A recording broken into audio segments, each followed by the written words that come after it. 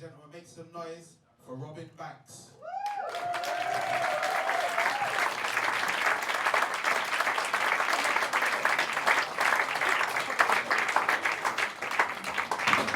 When I first came here tonight, I was petrified. Kept thinking, how can I get you middle-class people to laugh and be on my side? But I'm 73 now, so I don't give a fuck. Round of applause for such men, please.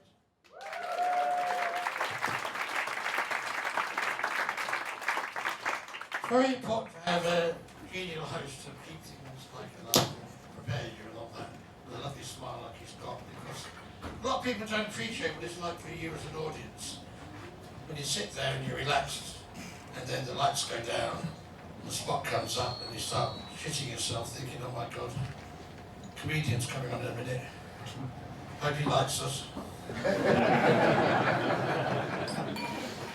How many of you are looking at me right now and thinking, bloody hell, Steve Seagal looks so good? Also, I'm exactly like the first actor. I'm deaf as well. But unlike him, I'm on benefits. I've got my freedom. But apparently only after 9:30 in the morning. Before that, unlike everybody else. Also, I'm not one of these comedians who comes on to do one-liners and all that, because basically I've been doing this now for 50 years and I don't like to, go straight into it. Because anybody who's got a job, you know what it's like, you go to work. You don't want to start straight away, do you? Nick a few pens, have a laugh, read a newspaper, then maybe start. And the good thing about, well, no, the hardest thing about being a comedian is it's not like being a singer in the sense of we do stuff and people shout out, heard it. They don't do that to Frank Sinatra when he was going, was he? And I just come back from Manchester, God help me. And I did a rough gig up there, it wasn't tough. I mean, basically we're talking about, if you're walking up to the venue, you're going past an area where if your house was repossessed, you were grateful. And I could see it was going to be a bit tough, and I looked at the front row and I saw 4 80-year-old women sitting there with love bites on their necks. And this shows how really rough they were. This is a concentrate, look at Manchester, okay, fair enough. This act was on, and I knew the act, and I knew whereabouts he was in his set. It was about 8 minutes in, and suddenly the audience started booing him, telling him to F off and all this kind of thing, shouting, going back to where he came from and all this kind of thing, throwing bricks at him. Not like here, if you ever did junglers in Battersea, they just take their cashew nut shells, but not there, flick about you saying, go back from whence thou came, Jester. Right there. So they booed the poor fellow off stage, and they changed how nasty they were. I went on, I did about 2 minutes, then they started booing him again, didn't they? And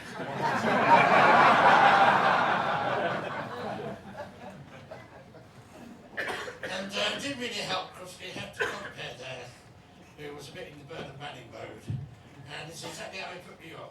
He went, right, ladies and gentlemen, I've got this act all the way from fucking London. And I've been talking to him and he's not made me laugh once. So I don't think I'm going to go that well. And you've got to understand that I was headlining. Because I was going on before the bingo. So they had to stay and listen to me. And then I thought, oh, you think I made a big nasty mistake, and I made a bit of a kid. He said, as he's such a superstar where he comes from, we get to raffle. And there was a tombola there, and you put your hand in, and he took out a ticket, and he meant somebody won 500 quid, which meant they could buy a house. Cul-de-sac or something like that. And suddenly all the elderly people of my age will all get the books ready, all waking up and shuffling and all that, putting on their hearing aids and turning them all up and all that. So I thought I'd do this something. I don't know why I ever did this. It always caught me for the rest of my life. I thought I'd do something to get my mind side. So I put my hand in, tombola, took out the ticket. I went, the winning ticket is this one. And they went, that's it.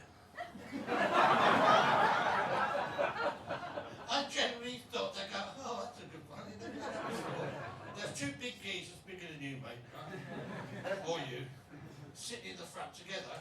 I know, he's quite big, isn't he, Sheila? You don't remember me, do you, love?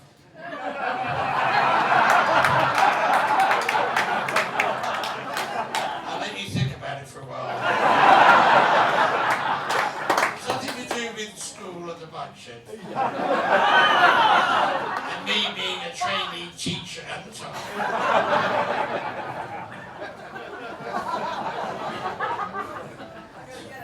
Oh, you will get it.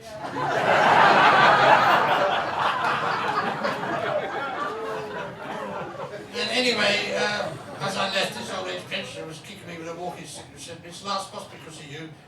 Off home to where you come from." So it's good to be back. But on top of that, the worst thing of all was the hotel I stayed at, it didn't get any better there either. I pulled up in a car, went to park it. This young whippersnapper ran up to me and said, "Look after your car, Gav, look after your car." I said, "What?" He said, "Look after your car, only cost you £10.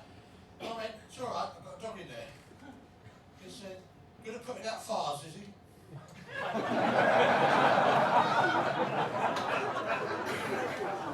gave him a £10 for the peace of mind. And then I went in and went to the hotel, went up to the room and all that. Opened the door in a minute. I went, "What the hell's that?" You know when you stand on a cockroach? And then you lift your foot off, the buggers run away, don't they? They're impossible to kill. So anyway, I finally managed to kill it, took it downstairs, went up to this naughty receptionist and went, "See that?" He went, "Yeah, it's a cockroach." I said, "Yeah." He said, "But it's dead." I went, "I know." I said, "About 40 of his mates have turned up for the funeral."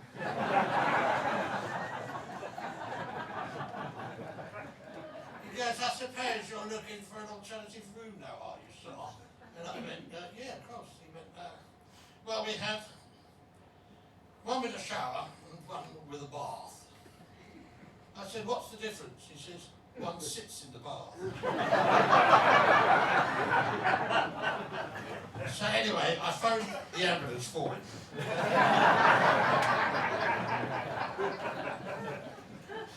And I don't know if it's me, I don't want to tell you on these grumpy old geezers, but I have noticed that standards are dropping generally everywhere. Now you look a big boy, don't you? Now I'm 5'6", 15 stone, well past my sell-by date, not in good condition. I bet you look at me thinking you could take me. Well, I'll have you respect in a minute, son, trust me. You're looking, I mean, anybody here, you sir, have you ever thought that the milk chocolate hobnobs, the porosity, is not what it used to be? Go with me on this. Are you into mental health? Just go with it. Say yes or no. That's all you've got to do. It's him I'm after, not you. Okay, yes.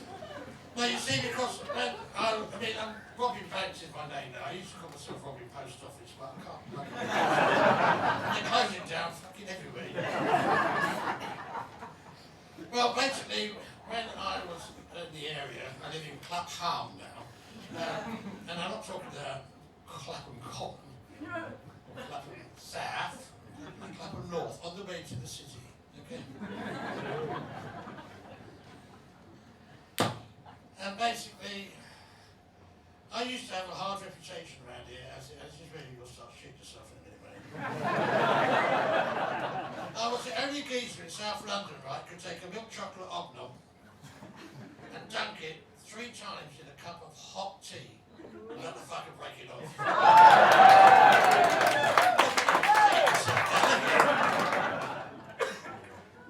Now you come and stand up here, son. Turn around, face your audience, and don't forget you're as tall as me, but everything's at the same level. Would you show your audience here how you take a cup in your hand, right? Take the hobnob, show them how you dunk it. 3 times. What do you do with it? Sit down, you fucking pussy.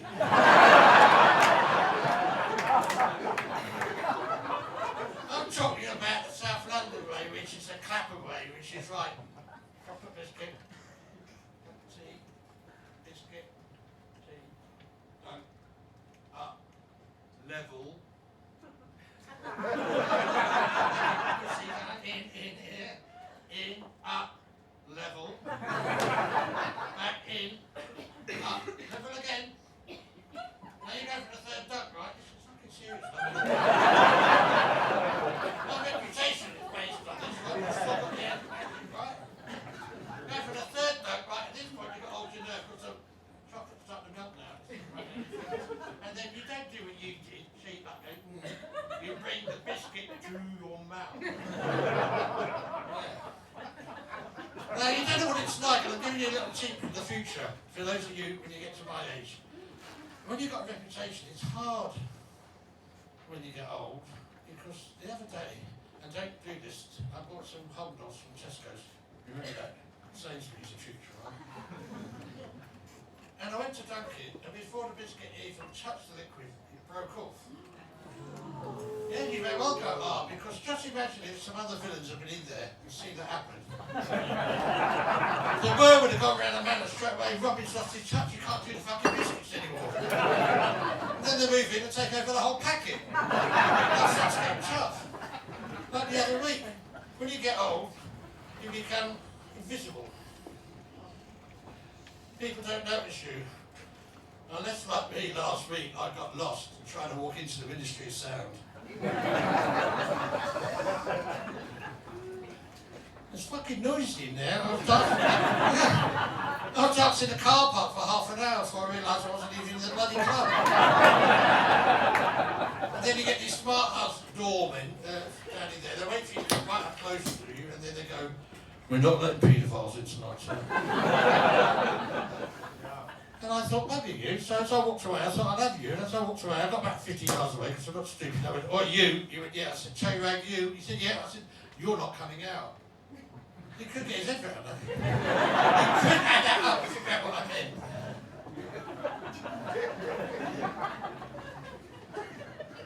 So anyway, I ended up going back to a place more local to me and more of my cup of tea called the Carno in Clapham.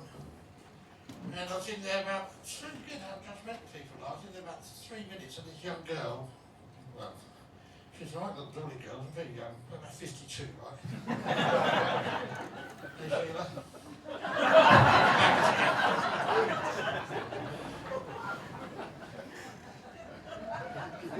Sheila, I was told to pick on you. And I'll tell you what, you don't need 3 guesses. One will do. Who was it? Verge. And she looked so versatile, doesn't she? I think she'd do that sort of thing to somebody, but yes, she would. Yes, that's right. I'm not talking, I'm a bit busy at the moment.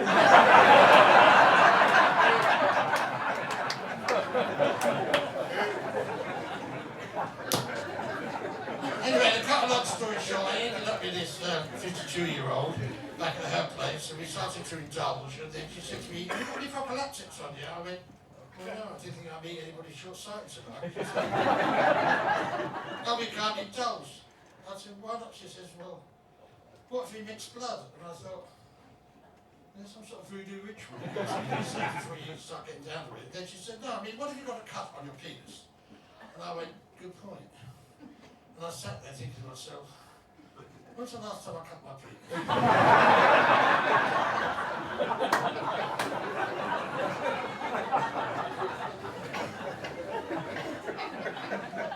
I mean, you, sir. 2-3 times a week. Easily done it. One day you're shaving. "Mum, what? Shit, cut my penis."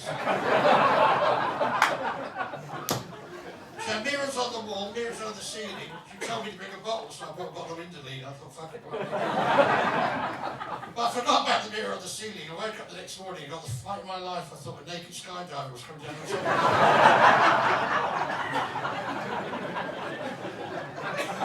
And this shows you when sometimes you think you've got everything sussed out and you can read the situation, you're okay, right? She caught me looking at this photo of her and a young girl, about 20, 25, and she said, "Oh, you like those pictures?" I went, "Yeah." She said, "That's my daughter." said, "Are you for a bit of mum and daughter stuff, are you, Susan?" And of course, at 73, you're going to go, "Yeah, aren't you?" So I said, "Yeah, sure." And she went over, opened the door, she shouted up the stairs, "Mum, you up for it?"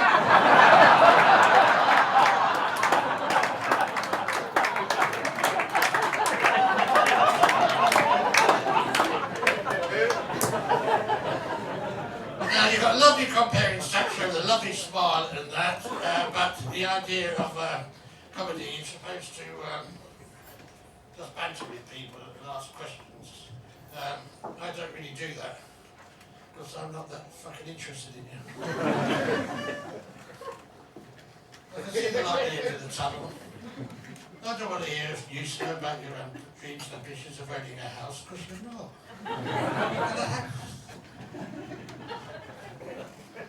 Well, one has to ask questions, that's part of the contracting comedy, so you buy that scarf yourself? Did you buy that scarf yourself? Did I buy it? Yes. Wonderful. Are you two together? Fantastic. You live local? Okay, fine. Well, I think I fulfil the obligation. Also, heckling is supposed to be part of the job. We had no heckling tonight. Yeah, ask me a question. Hey, Bob?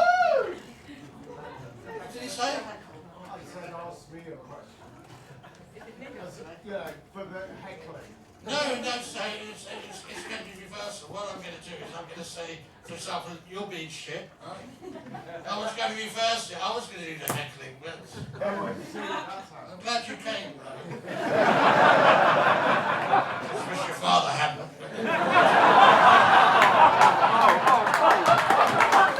Good intention, sir, good intention, but shit timing. I'd like to finish this short spot before it fizzles by talking about the really weird things in life. Like basically, I've got a 28-year-old autistic kid. He's unfortunately under section at the moment. We're trying to get him out and all that. If anybody wants to talk to me at the end, I'll give you a GoFundMe page. You can look at it to see what we're up to. We're just trying to get him out before the council take his flat away from him.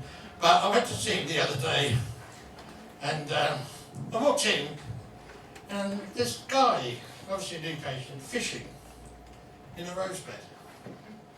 And he's made an effort, he's got a stick, he's a bit of string, broken bit of nail at the end, and he's casting it all like this, so because my son had autism, I thought, I'll just be approachable, so I went up to him, I said, "How many you caught today, mate?" He said, "You're the first."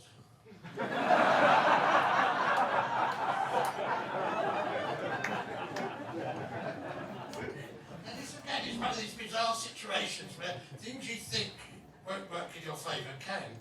I'm in there literally 2 minutes and they've changed the rules now, and suddenly nobody's wearing uniforms, nobody's wearing badges. It's because of the autism, especially the Asperger's lads. They don't like it because if somebody needs the badge behind, they get upset because they've broken into the routine of that.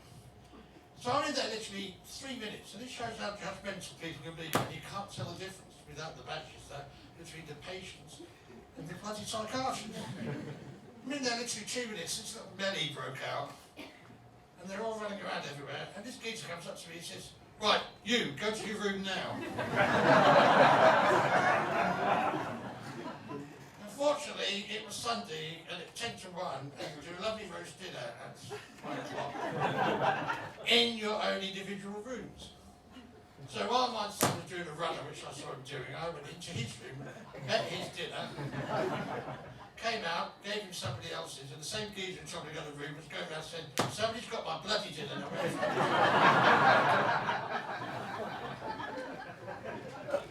You'll find that